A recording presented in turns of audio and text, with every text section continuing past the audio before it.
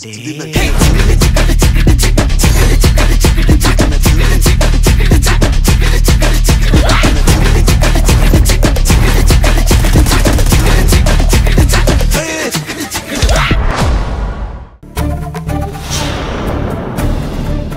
బాబాయ్?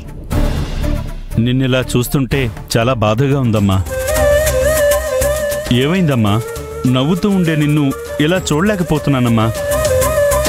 ఏదైనా కష్టం ఉంటే వార్డెన్ గారికి చెప్పచ్చు కదమ్మా. ఏముందని బాబాయ్ చెప్పుకోవడానికి? ఆనంది, అసలు విషయం చెప్పకుండా ఏదేదో మాట్లాడుతున్నాను. చెప్పు బాబాయ్. నీకోసం మీ అన్నయ్య వచ్చాడమ్మా. ఎప్పుడు? ఇప్పుడే 5 నిమిషాలైంది. అవునా? వెళ్ళిపోయాడా? ఉన్నాడమ్మా. ఎక్కడా? ఇక్కడే కూర్చోమని చెప్పానమ్మా. ఆడపిల్లలకి ఇబ్బందిగా ఉంటుందని బయట కూర్చుంటానని వెళ్ళాడు. బయట ఉంటాడు చూడమ్మా. సరే బాబాయ్.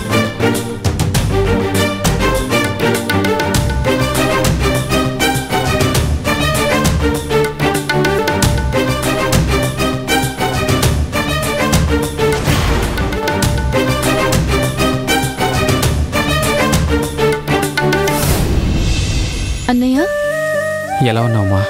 బాగున్నా అన్నయ్య. అమ్మా నాన్న అమృతక్క ఫోన్ చేస్తున్నారా? చేస్తున్నారు. నేను ఫోన్ చేసి మాట్లాడుతున్నానన్నయ్య. అదృష్టవంతురాలు ఆనంది. బాధపడకన్నయ్య. ప్రయోజనం ఏముంది కానీ అమృతక్క పెళ్లి పనులు జరుగుతున్నాయా?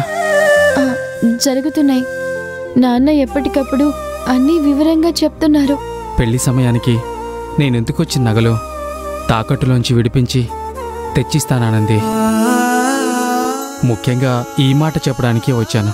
నువ్వు ఏమీ అనుకోకపోతే ఒక మాట చెప్పమ్మా. నేను కొంత డబ్బు ఇస్తాను.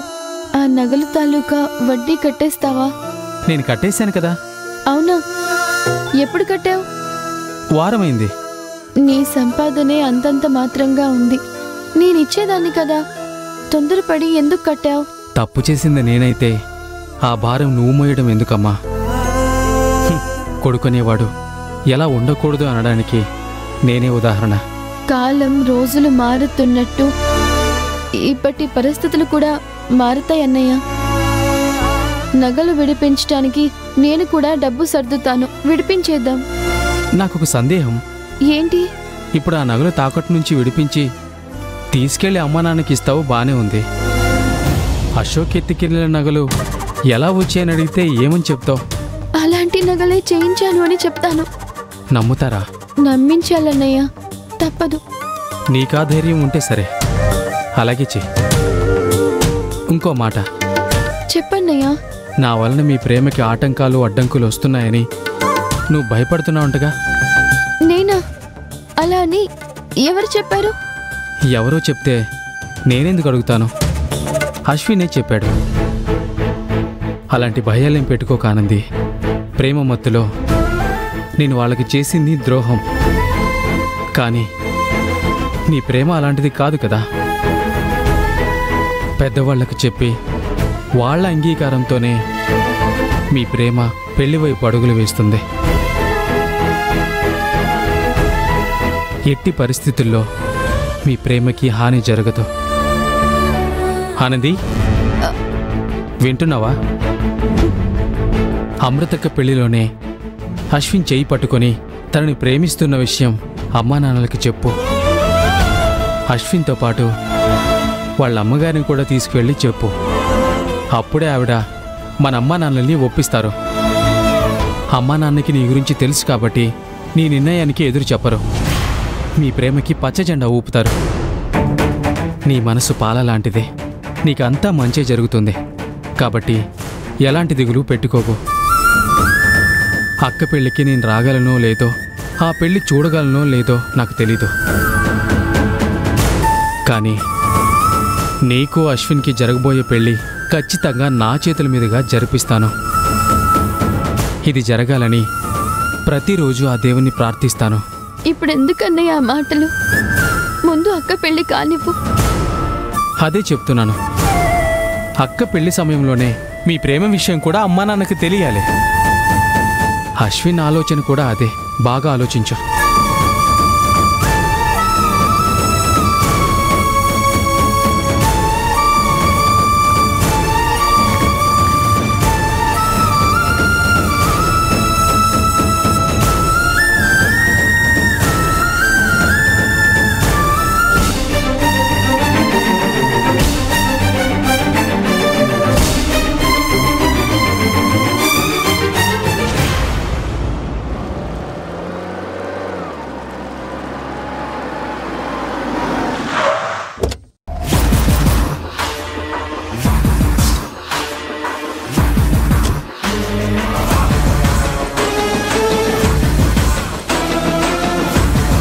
కంపెనీ సిల్వర్ జూబ్లీ ఫంక్షన్ జరిగిన వీడియోని మహేష్ ఆనందికి ఇవ్వకూడదు.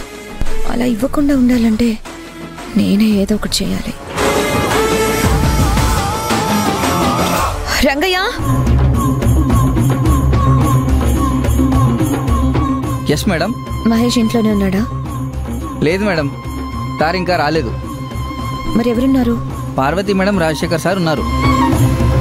సరే, నువ్వు వెళ్ళు. Okay madam.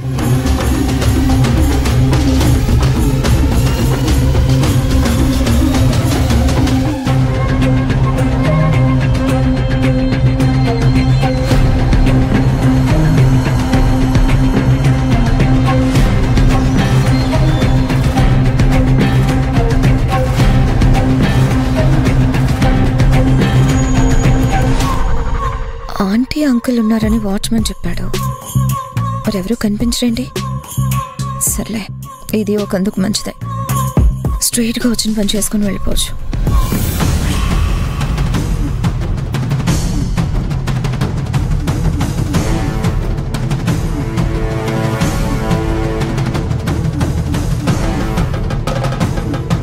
ఏంటి మిత్ర అంత షాక్గా చూస్తున్నావు? ఏం లేదండి, ఏం లేదు. అవును, ఎవరి కోసం వచ్చావు?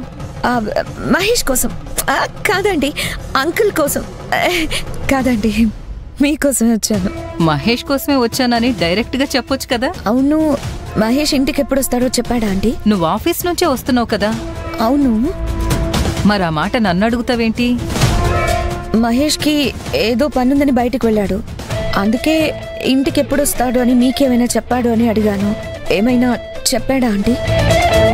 ఈ మధ్య నీకు మహేష్ మీద శ్రద్ధ ఎక్కువైనట్లుంది. మహేష్ విషయంలో నేను ఎప్పుడు ఒకేలా ఉన్నానంటే, ఇప్పుడు పెళ్లి మాటలు కూడా మొదలయ్యాయి కనుక అందుకని ఇంకా ఎక్కువైంది అంటావు. ఎగ్జాక్ట్లీ. తన గురించి కేర్ తీసుకుంటూ వీలైనంత టైం స్పెండ్ చేస్తే నాకు దగ్గర అవుతాడని చిన్న హోప్ ఆంటీ. నీ ఆలోచన కరెక్టే.